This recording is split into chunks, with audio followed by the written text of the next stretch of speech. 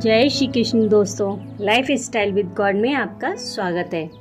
दोस्तों, यहाँ पर हम श्रीमद् भगवद गीता के तीसरे अध्याय का अध्ययन कर रहे हैं, जिसका नाम कर्मयोग है। आज हम 29वें श्लोक का अध्ययन करेंगे। भगवान ने कर्मासक्त मनुष्यों की और सांख्य योगी की स्थिति का भेद बतलाया। अब आत्म तत्व को पूर्णतया समझने वाले महापुरुष के लिए यह प्रेरणा की जाती है कि वह कर्मासक्त अज्ञानी मनुष्यों को विचलित ना करे। प्रकृतेर गुण सम्मूढ़ः सज्जन्ते गुण कर्मसु तान कृत्स्न विदो मंदान कृत्स्न भिन्न विचालयेत।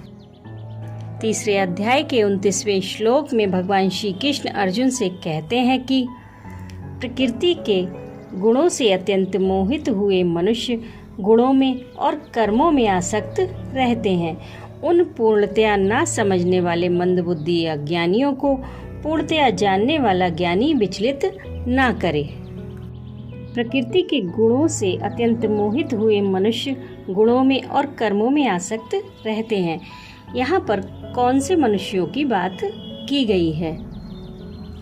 इस लोक और परलोक के भोगों की कामना से श्रद्धा और आसक्ति पूर्वक कर्मों में लगे हुए सत्व मिश्रित रजोगुणी सकामी कर्मठ मनुष्यों को यहाँ लक्ष्य किया गया है, क्योंकि परमात्मा की प्राप्ति के लिए साधन करने वाले जो शुद्ध सात्विक मनुष्य हैं, वे प्रकृति के गुणों से मोहित नहीं हैं, और जो निषिद्ध कर्म करने वाले तामसी मनुष्य हैं, उनकी शास्त्रों में श्रद्धा न रहने के कारण उनका ना तो विहित कर्मों में प्रेम है और ना वे विहित कर्म ही करते हैं।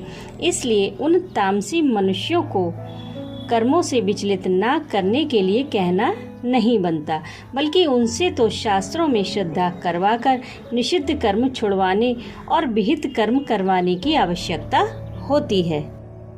सकाम मनुष्य गुणों में और कर्मों में आसक्त रहते हैं।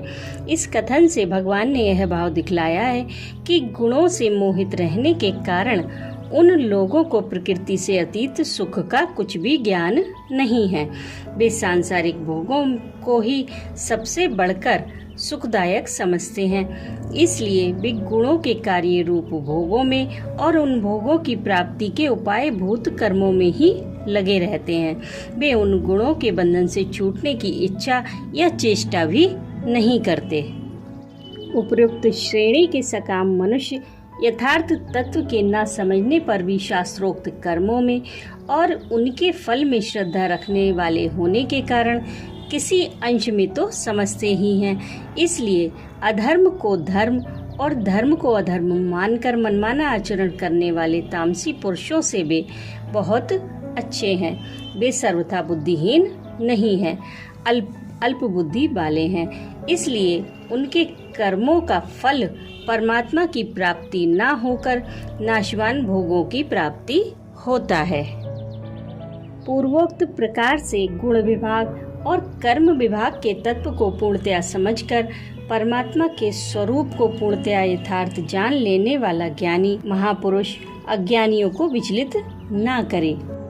इस कथन से भगवान ने यह भाव दिखलाया है कि कर्मों में लगे हुए अधिकारी सकाम मनुष्यों को कर्म अत्यंत ही परिश्रम साध्य है। कर्मों में रखा ही क्या है, यह जगत मिथ्या है, कर्म मात्र ही बंधन के हेतु हैं। ऐसा उपदेश देकर शास्त्र भेद कर्मों से हटाना या उनमें उनकी श्रद्धा या रुचि कम कर देना उचित नहीं है, क्योंकि ऐसा करने से उनके पतन की संभावना है।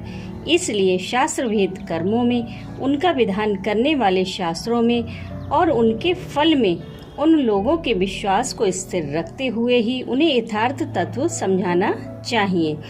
साथ ही उन्हें ममता, आसक्ति और फलेच्छा का त्याग करके श्रद्धा, धैर्य और उत्साह पूर्वक सात्विक कर्म करने की रीति बतलानी चाहिए, जिससे वे अनायास ही उस तत्व को भली भांति समझ सकें। प्रेम से बोलिए राधे राधे।